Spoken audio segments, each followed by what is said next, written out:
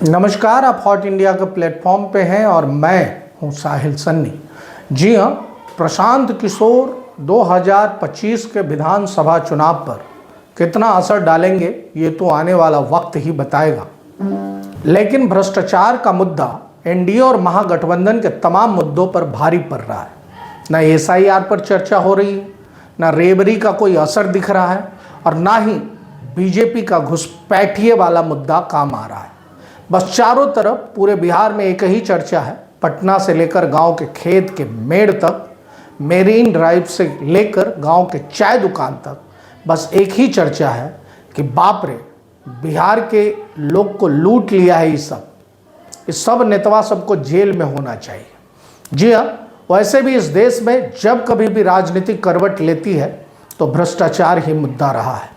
जी हाँ, आज हम इसी पे विश्लेषण करेंगे कि भ्रष्टाचार जो है कि कितना बड़ा मुद्दा है और इसका ज्वलंत उदाहरण जो है कि पड़ोसी देश नेपाल में आपने देखा कि कैसे भ्रष्टाचार चरम सीमा पर पहुंच चुका था और कैसे वहाँ के यूथ लोगों ने जो है कि वहाँ की सत्ता को ज़मीन पर पटक दिया। ऐसी स्थिति परिस्थिति आई कि वहाँ के नेता लोगों को रेस्क्यू करना पड़ा।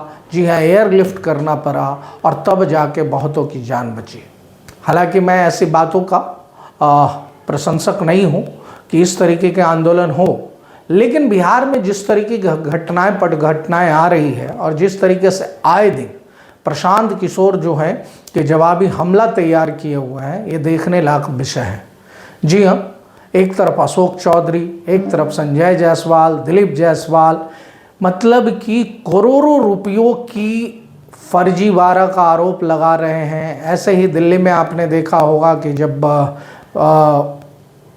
मुख्यमंत्री अरविंद केजरीवाल, जो अब नहीं रहे वहाँ मुख्यमंत्री, अब तो वहाँ बीजेपी के शासन है, वो भी जब सत्ता में आए थे तो इसी तरीके का आरोप प्रत्यारोप लगा कर आए थे। और सच में जो है कि वहाँ के यूथ ने, वहाँ के जनता ने जो है कि लोगों को जो है भ्रष्टाचार के मुद्दे पर ही सरकार गिरा दिया था और लगभग 10 साल तक जो है कि अरविंद केजरीवाल राज करते रहे। इस बार बिहार में क्या स्थिति होंगी, क्या परिस्थिति होगी, ये तो देखने लायक होगा।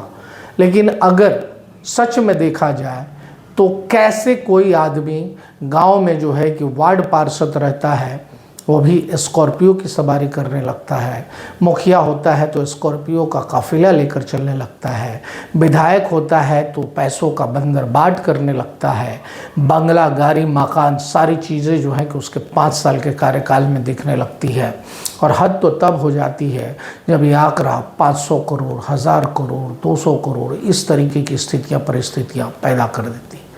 सोचने लायक विषय है कि कौन है इसके पीछे जिम्मेदार और जनता कब तक ऐसे ही नेताओं के चंगुल में रहेगी। अब चूंकि बिहार में जो है कि चुनाव बहुत निकट है और बिहार चुनाव में क्या इस बार भ्रष्टाचार का मुद्दा रहेगा या पुनः बिहार जो है कि वही जातिगत विसंगतियों पर लड़ता रहेगा कि हमारे जात का नेता है, ये हमारे जो है कि राज्य का है, हमारे गांव का है, हमारे मोहल्ले का है ना, हमारे धर्म का है।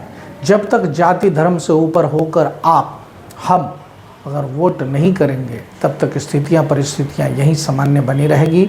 जी हाँ, नेता जो हैं कि एक बार जीतने के बाद जो है अपना आलीशान महल, बंगला, गाड़ी, रुतबा, पद, प्रतिष्ठा कायम करते जाएंगे और हम जो है कि जाति, धर्म, मजहब के नाम पर उन्हें वोट करते जाएंगे। इस बार बिहार की राजनीति किस धारा पर करवट बदलती है ये तो देखने लायक विषय होगा।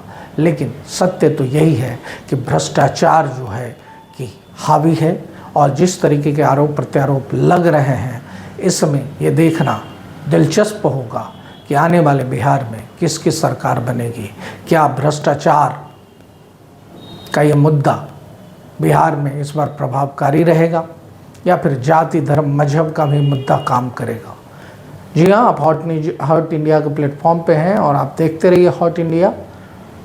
अगर आपने इस चैनल्स को सब्सक्राइब नहीं किया है तो सब्सक्राइब करें। किसी और प्लेटफॉर्म पर देख रहे हैं तो इसे आप जो है कि फॉलो कर सकते हैं, शेयर कर सकते हैं और हमारे साथ जुड़े रहिए बिहार की इन्हीं खबरों के लिए। धन्यवाद।